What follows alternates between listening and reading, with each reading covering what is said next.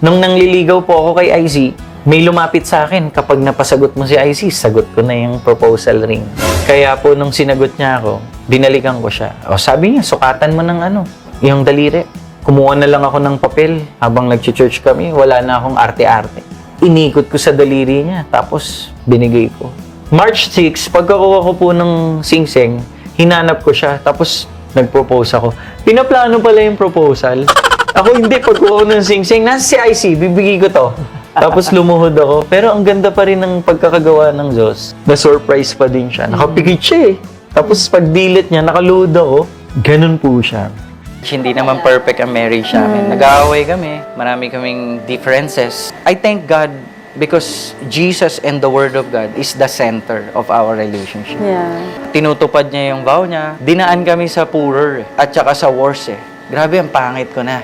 Pero nagstay ang asawa ko doon sa part na yun. Maraming salamat. And I want to be loyal sa asawa ko because hindi niya ako iniwan sa mga tagpong ganon. Of course, tinataas namin ang relationship namin sa Diyos. Only the Lord sustain us. May time nga, wala kaming pang lunch. O sige, benta ko yung mga betchin, 1 box. Binenta ko sa palengke ng Cavite City. Walang bumili. Hindi ko na alam gagawin ko. Wala akong makuhang pera. May talahiban sa tabi ng palengke. Nagbike ako doon. Binagsak ko yung bike ko. Sumigaw ako. Sabi ko, Lord! Sabi mo, ipoprovide mo kami. Sabi mo, do not worry. Wala naman kami makain. Umahagulgul ako. Tapos sinundan ako ng motorcycle. Sabi sa akin ng lalaki, anong problema mo?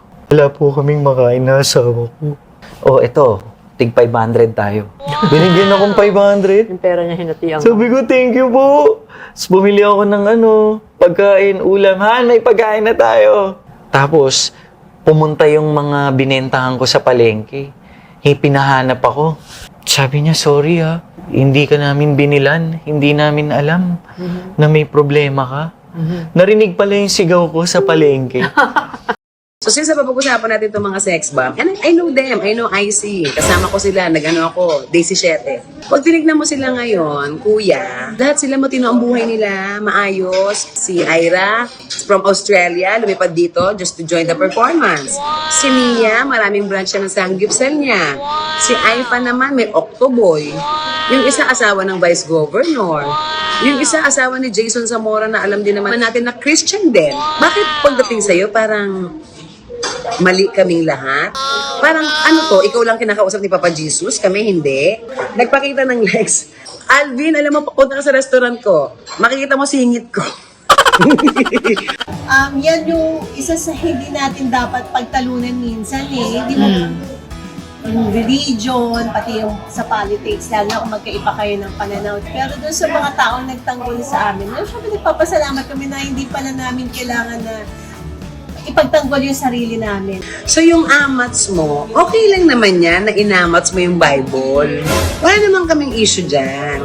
Kasi nung nagdodroga ka nga, hindi ka nga namin ginudge eh. Tapos ngayon na nagbago ka, lahat kami ginudge mo. Diba? Hindi niya, siya lang ang tropa ni Papa Jesus. Yung kaming lahat dito, hindi kami.